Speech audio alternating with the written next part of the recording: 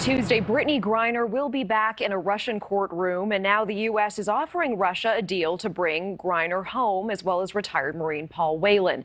There are reports that Russia has made a counteroffer, and they're looking to add another person, a former colonel from the country's domestic spy agency who was convicted of murder in Germany last year. They also want him included in the proposed swap now. In February, Griner was arrested in Moscow after inspectors found vape cartridges with cannabis oil in her luggage. And here to talk about this possible exchange and the changing terms and what's next is founder and executive director of the National Security Institute, Jamil Jaffer. Jamil, it's always good to see you. Natasha, thanks for having me. So, you know, the U.S. is offering a man accused of killing Americans for WNBA star and the former Marine. And now Moscow is giving this counter deal for another assassin. A lot of people were already saying, hey, the merchant of death for these two Americans was already a bad deal. Is it just getting worse? You know, Natasha, this is one of the challenges we have of engaging in hostage diplomacy with a foreign nation, an adversary nation like Russia. They know that they've got us over bail. They know we want Brittney Griner back badly. They know for a long time we've wanted Paul Whelan. They think they can negotiate. They think they can pressure the administration to giving more. They're now looking for Vadim Krazikov, as you point out, was convicted this past December for killing a Chechen fighter in Germany back in 2019. I mean, how is the Biden administration coming out looking in all of this? Are they looking particularly strong? Well, you know, I think this is one of the challenges the Biden administration faces. The Russians have been watching, as have the Chinese, what's going on with the Iran nuclear deal. They recognize that in the Obama administration, repeatedly went back time and time again and gave the Iranians a better deal when it came to the nuclear deal. They're seeing the Biden administration in the same position. Now, the Biden administration hasn't given in to Iran's demands, and they haven't yet given in to the Russians either. They have agreed to swap boot. The Russians are now negotiating for more. They have, by the way, this effort to get Krazikov might be a counteroffer that's designed to get a middle ground offer. The Russians also have been asking earlier for a hacker named Roman Seleznev.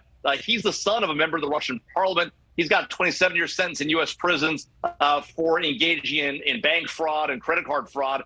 So the real deal here may be trying to get Boot and Seleznev for Whelan and Griner. They may be throwing Krazikov in there as sort of, you know, an effort to begin the negotiations and negotiate back to Seleznev. Interesting. I mean, in your opinion, would that be a better option since that prisoner is less likely to be violent or result in American deaths in the future? Well, certainly, you know, releasing an FSB officer, convincing our friends in Germany to do that after he killed somebody in that country is going to be a hard effort to get the Germans to do. Now, I will say that Seleznev is currently serving a 27-year sentence. Boot is serving a 25-year sentence. That's a total of 52 years. You know, at most, Griner is subject to a 10-year sentence. Whelan's got 16. So it's not really an even swap and probably won't be. But I think the Russians recognize, probably correctly, that the administration is under significant pressure to get Griner out. And there's a lot of pressure building the administration. Part of it is, you know, they didn't really engage. The administration didn't really engage with Griner's family and her wife, Sherelle, for a good long time, in part because they were trying to watch the Russians play out the invasion of Ukraine, and we're not trying not to sort of get the Russians upset. And that may have actually played against them in this effort, with the Russians now realizing they're under much more pressure today than they were a few months back.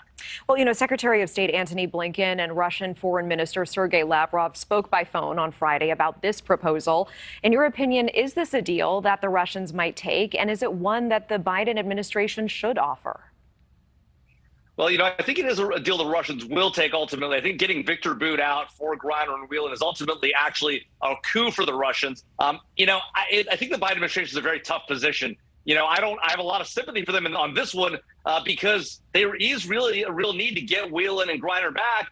Boot's a hard pill to swallow, though. I'm surprised they made the offer. Having now made the offer, I think they do the deal. Not sure it's the right one, but it's you know, we do need to get Griner back. You know, some have said that Griner is just a pawn in all of this. Does this just encourage foreign nations to apprehend and take Americans prisoner, knowing that they can make deals that are so advantageous to them?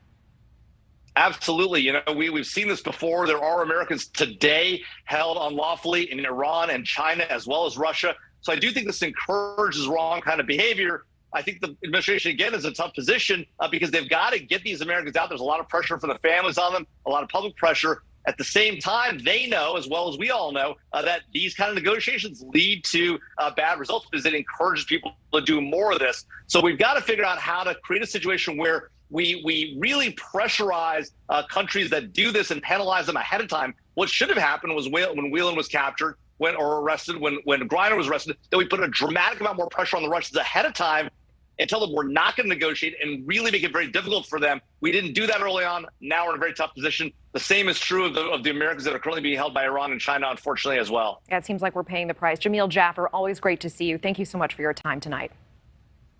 Thank you for watching. Go to newsnationnow.com to find News Nation on your television provider. And don't forget to click the red subscribe button below to get more of News Nation's fact-driven, unbiased coverage.